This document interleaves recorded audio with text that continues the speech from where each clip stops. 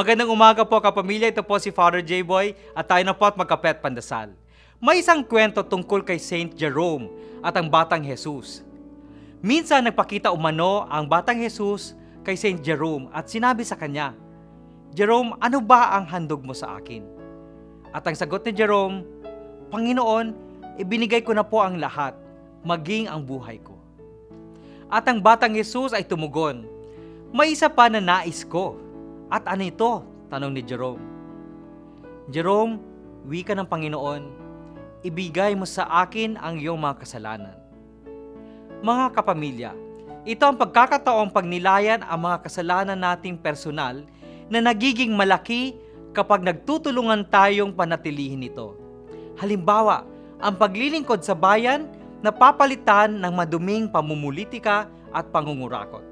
Tila baga, tanggap na natin ito bilang kasama sa atin mismong kultura.